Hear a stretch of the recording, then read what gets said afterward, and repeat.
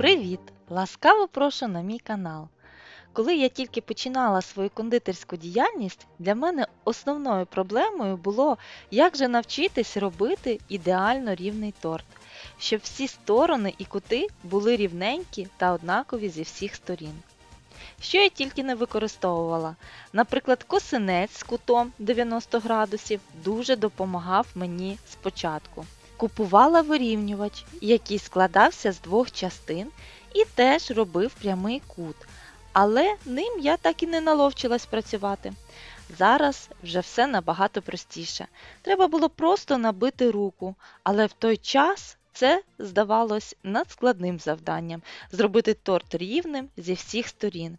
Коли побачила в інтернеті цей лайфхак, була просто зачарована ним. Як же він міг мені допомогти на початку мого кондитерського шляху? Якщо зацікавила вас, то залишайтесь разом зі мною.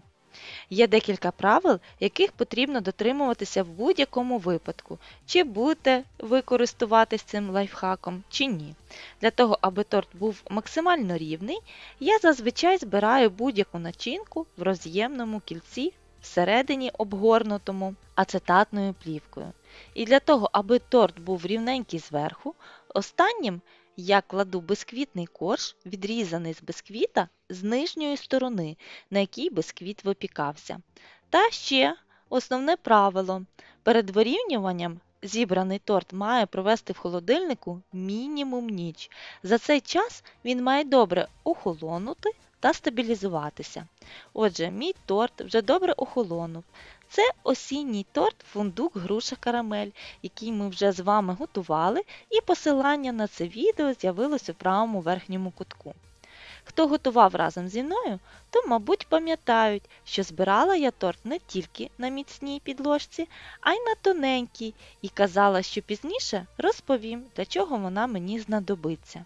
Діаметр тоненької, кругленької підложки більший за діаметр торта на 1 см. Тобто, якщо торт збирати рівно посередині підложки, то відстань між боковою стороною торта та краєм підложки має бути 5 мм. Таких тоненьких підложок я вирізала 2. Вони мають бути максимально однакові. Отже, наношу перший шар крему на верхню частину торта. Крем я помістила в кондитерський мішок, щоб можна було зробити максимально рівний шар крему. Видавлюю крем по колу равликом. В даний момент я використовую творожний ганаш. Посилання на відео з детальним рецептом приготування цього крему з'явилось у правому верхньому кутку. Трішки розрівнюю цей шар крему шпателем. Далі наверх крему викладаю другу тоненьку підложку, яку я обгорнула харчовою плівкою. Шкребком вирівнюю розташування верхньої підложки відносно нижньої. Беремо наш мішок з кремом і по колу наносимо крем на торт, на його бокову сторону. Далі все дуже просто. Беремо в руки наш шкребок, плотно притискаю його до підложок і вирівнюємо цей шар крему. Той крем, що опинився на шкребку, знімаю шпателем і заповнюю кремом прогалини, які, можливо, утворились. І знову вирівнюю шар крему шкребком. І так робимо до тих пір, поки поверхня цієї сторони торта, на вашу думку, не стане максимально рівна. Після цього ставимо торт в холодильник мінімум на 2 години, щоб крем добре застив. Верхню підложку поки не знімаємо. Коли пройшов час, виймаємо наш торт з холодильника і знімаємо верхню підложку. Тим кремом, що залишився, вирівнюємо верхню сторону торта. Це легко зробити, адже той крем, що застив, для нас як каркас.